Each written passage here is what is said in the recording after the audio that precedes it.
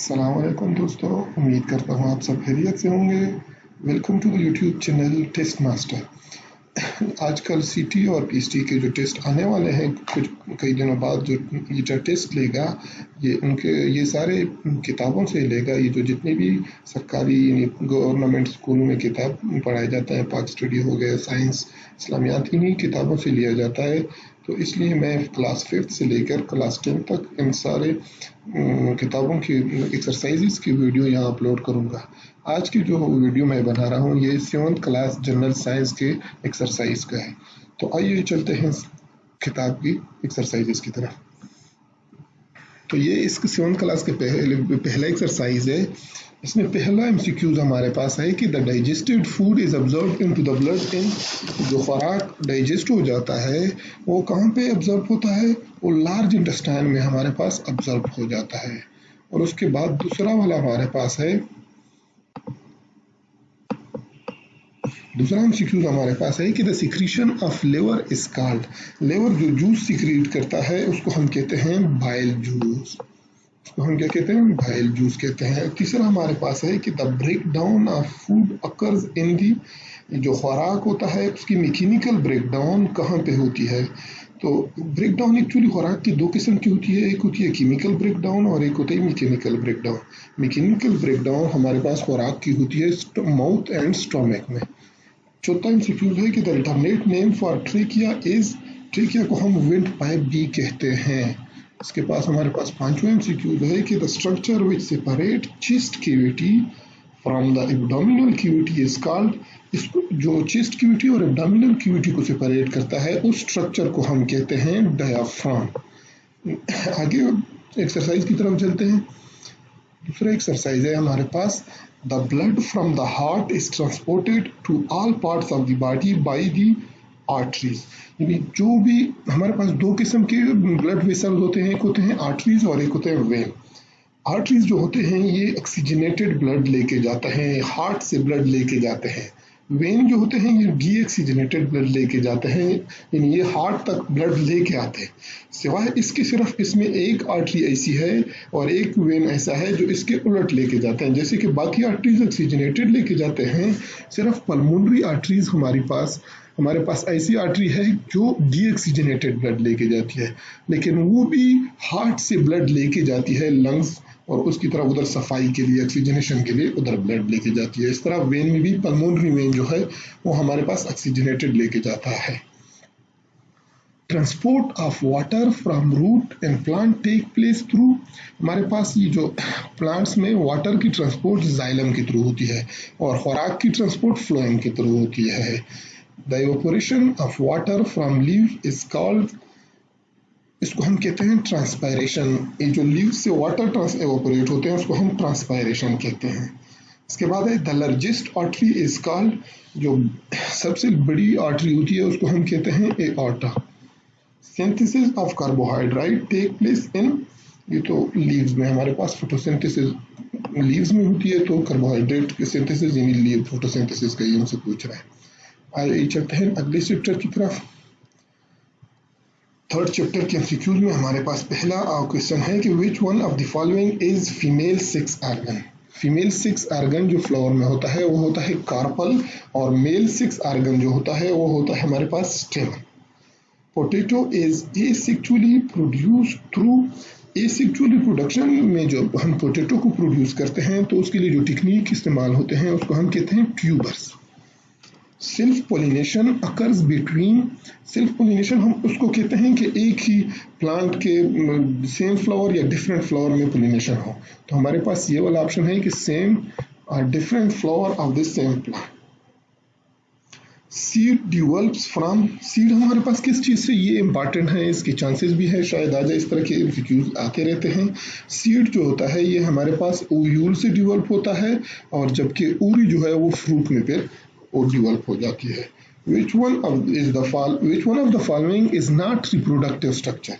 इसमें हमारे पास कौन सा वाला स्ट्रक्चर ऐसा है जो रिप्रोडक्टिव नहीं है? तो ये हमारे पास सेपल जो है ये नॉन रिप्रोडक्टिव है। आइए चलते हैं नेक्स्ट एक्सरसाइज की तरफ। Living place of an organism is called habitat. many food chains unite to make food web. An animal that feed on plant is called, वो जहाँ एनिमल जो प्लांट डायरेक्टली खाते हैं उसको हम प्राइमरी कंज्यूमर कहते हैं. In winter, most cold-blooded animal disappear because winter में ज्यादातर cold-blooded animal गायब हो जाते हैं क्योंकि वो हाइबरनेट हो जाते हैं, जिस तरह फ्रॉग इसकी बेसिक एग्जांपल है. The meat eater are also known as, गोश्त खाने वाले जानवर या जो भी चीजें हैं उनको हम कहते हैं कार्निवोर्स. ये हो गया हमारे पास ये वाला चैप्टर. आगे चैप्टर की तरफ जाते हैं. कहते हैं percentage of water on surface of earth is, percentage of water on earth surface is about 70%. Earth surface पे 70% तकरीबन पानी है, जिसमें 1% पानी ऐसा है जो हमारे पास फ्रेश वाटर है, पीने के काबिल है. Pesticides and fertilisers are the source of, ये हमारे पास एग्रीकल्चर वेस्ट के हमारे पास पेस्टिसाइड्स और फर्टिलाइजर सोर्स है.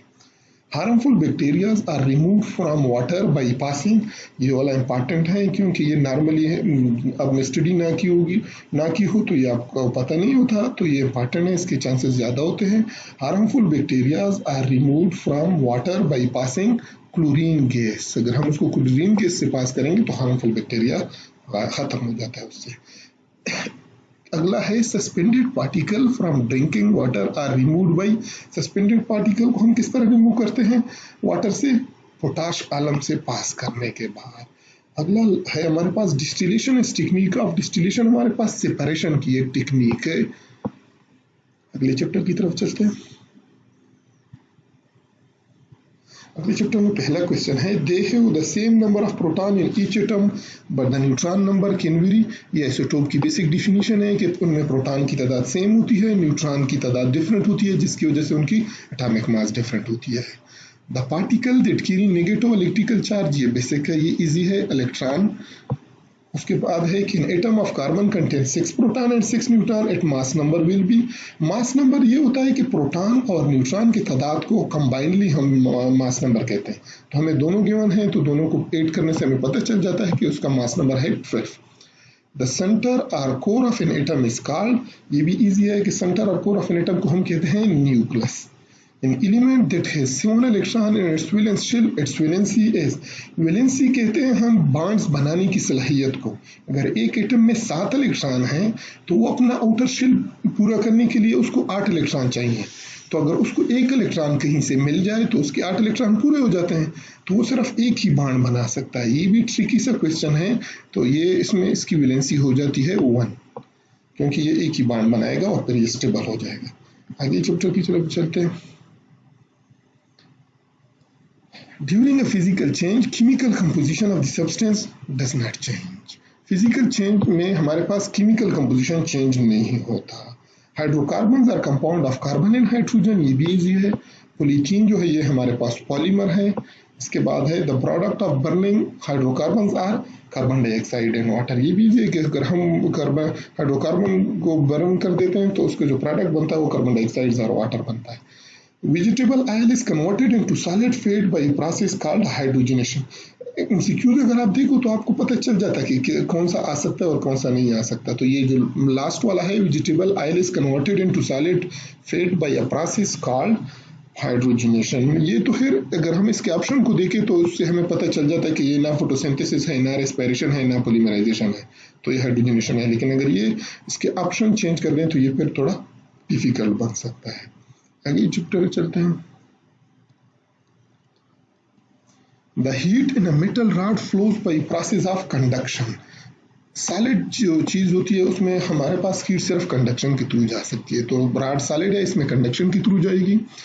Coastal breeze is produced by convection. Coastal breeze जो होती है वो कन्वेक्शन के थ्रू होती है, क्योंकि उसमें पार्टिकल जो होते हैं एयर के एक जगह से दूसरी जगह एक्चुअली जाते हैं. The process of heat transfer from a hotter place to colder place by actual movement of particle from of the medium is known as convection. ये भी मैंने ऊपर आपको जैसे बताया कि कोस्टल ब्रीज इस वजह से जाती है, उसको कन्वेक्शन कहते हैं। तो कन्वेक्शन एक्चुअली इसी चीज को कहते हैं कि अगर हीट ट्रांसफर में पार्टिकल एक जगह से दूसरी जगह पार्टिकल होत चले जाए। कंडक्शन में इस तरह नहीं होता, कंडक्शन में पार्टिकल अगले पार्टिकल को हीट दे देता है, फिर वो अगले को दे देता है, इस तरह हीट ट्रांसफर होता है। कन्वेक्शन में एक्चुअली पार्टिकल एक जगह से दूसरी जगह चले जाते हैं। अगला है ब्लैक और dark colour clothes are worn in cold climate because these are, कहते हैं कि हम सर्दियों में ब्लैक या डार्क कलर के कपड़े पहनते हैं। क्यों पहनते हैं? क्योंकि ये गुड ऑब्जर्वर होते हैं, हीट को ऑब्जर्व करते हैं और पुअर रिफ्लेक्टर होते हैं। रिफ्लेक्ट नहीं करते बल्कि पूरे के पूरे हीट को वो हमारे पास ऑब्जर्व करते हैं। Convection occur only in, convection जो है ये हमारे पास सिर्फ और सिर्फ लिक्विड और गैसेस में होता है, सॉलिड में कन्वेक्शन नहीं होता। अगले चैप्टर की तरफ जाते हैं।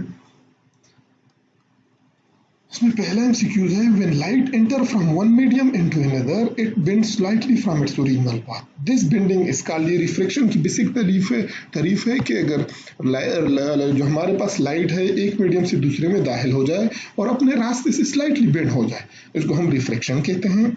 When light enter from air into glass it bend, reflection कहते हैं कि अगर हमारे पास लाइट जो है एयर से ग्लास की मीडियम में एंटर हो जाए तो इसमें क्या होगा? इसमें ये होता है कि अगर हमारे पास लाइट मीडियम जो है लाइट मीडियम से ये एंटर हो जाए डेंस मीडियम की तरफ तो ये टूवर्ड नॉर्मल जाएगा। अगर इसके उल्टा ग्लास से अगर एयर में जाएगा तो ये अवे फ्रॉम नॉर्मल, लेकिन यहाँ एयर से ग्लास की तरफ जा रहा है तो ये टूवर्ड नॉर्मल हो जाएगा। After rain when the sunlight fall and tiny rain drops suspended in the air rainbow is produced due to, ये जो रिफ्लेक्शन ऑफ लाइट की वजह से हमारे पास बारिश की बाद जो हमारे पास रेनबो बनता है ये रिफ्लेक्शन की वजह से होता है। Primary colours of lights are, हमारे पास 3 प्राइमरी कलर हैं, red, green and blue. Last one हमारे पास इसमें है कि in the desert mirage is seen due to which phenomena, Urdu में हम जिसे मिराज को हम सराब कहते हैं, तो ये जो गर्मियों में हमें सराब नजर आता है ये किस फेनोमेना की वजह से हमें नजर आता है? टोटल इंटरनल रिफ्लेक्शन की वजह से हमें नजर आता है। आगे चैप्टर की तरफ चलते हैं।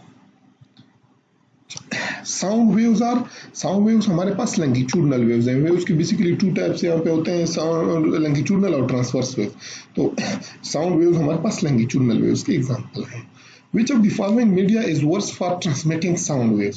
ये अच्छा MCQs है, ये थोड़ा सा टफ हो सकता है कि हमारे पास इनमें से कौन सा मीडियम ऐसा है जिसमें साउंड अच्छे से नहीं हो सकता, ट्रांसफर नहीं हो सकता।